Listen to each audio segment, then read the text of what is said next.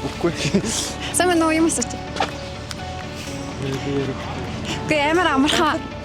Сайн байна уу юм асууч. Сайн байна.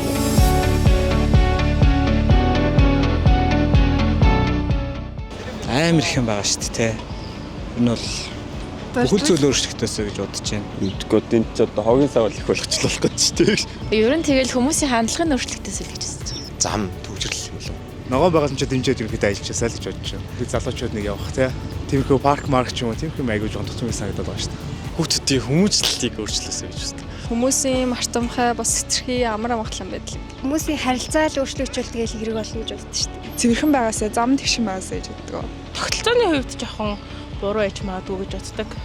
Гоё идэхгүй левел гоё юм болов.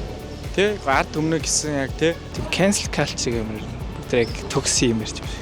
Хувийн ашигаас илүүтэйгээр нийтийн эрх ашигыг илүү боддог болоосоо л гэж үзэж байна. Ард өмнө гэсэн тийм гоё бодлоготой нэг тиймэрхүү сэтгэл зүйтэй л ажиллавал айгүй гоё л юм. Залуучуудын одоо энэ хилээд байгаа зүйлс өөрчлөлт боломжтой гэж бодож байна уу? Боломжтой байлгүй ах уу? Угаасаа эдэлнгийнх нь ирээдүйд их айгүй том сонголтын өдөр тохиох юм чинь. Юм шиг. 6 сарын 28 л үү? Сонголтын өдөр ч бас залуучуудад сонгодог шүү дээ. Одоо залуучууд бидний сонгуулиа хэр идэвхтэй оролцох, хэр хариуцлагатай авах гэсэн юм хамаарна. Тэсвэ ах уу?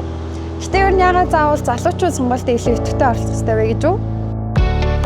2024 онд 3.5 сая хүн амын 64% буюу 2.4 саяын санал өгнө. Харин үүний 50% нь 18-аас 39 насны залуучууд байдаг байна.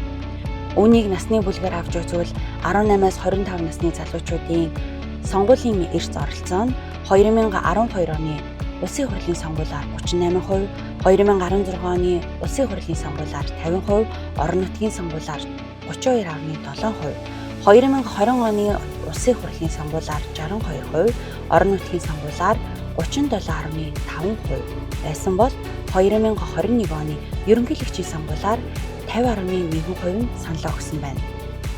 Үүнд 18-аас 19 насны залуучуудын 56.5% нь харин Gen Z үе буюу 20-аас 24 насны залуучуудын оролцоо бусад насны бүлгээс хамгийн бага буюу 43.7% нь саналаа өгч байжээ.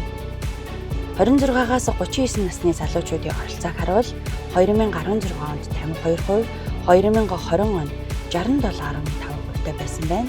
Харин 2021 оны ерөнхийлөгчийн сонгуулиар 50%-ийн эрс оролцоотой байжээ.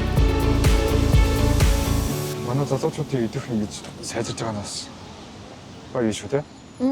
Харин тийм ээ. Гэтэ бусад улсынхаас ямар байд юм бол тэр яг сонирхолтой байна.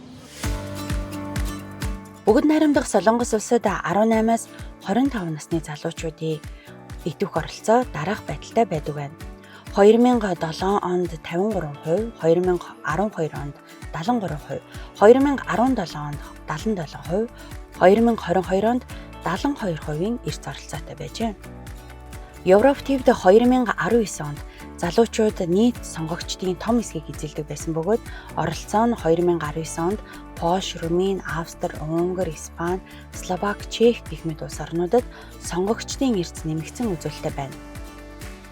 Энэ нь 25-аас доош насны залуу сонгогчдын оролцоо 14%-аар нэмэгдсэн ба хамгийн их оролцоотой байсантай холбоотой юм.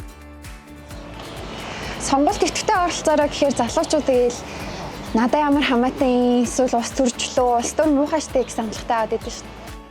Гэхдээ улс төрийн шийдвэрүүд чинь чиглэлний амьдрал шууд болсон шууд усаар нөлөөлж яддаг байхгүй. Тэгэхээр чинь ийм юмдаа хайн хамтаар чинь бид нар өөрсдөндөө л хайн хамт чинь гэсэн үг шүү дээ. Тэгвэл залуучууд илүү хариуцлагатай хандахын тулд яах ёстой юм бэ?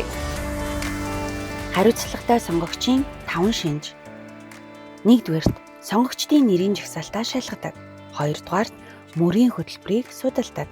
3-дугаарт мэдээллийг олж авдаг. 4-дүгээрт хууль бус хуурамч далд ухуулах сурталчилгаанд автдаггүй. 5-дугаарт саналаа өгдөг. Өөрийнхөө хүсэг ирээдүг авахын тулд залуучууд бид нар одоо л сонгуульд идэвхтэй оролцох хэрэгтэй юм. Илүү мэдээлэл авах хүсвэл доор пэйжэд ландараа. Цааш нь өгөөч бусдаагаа уриалаарай. 6 сарын 28 залуучдын сонгох өдөр.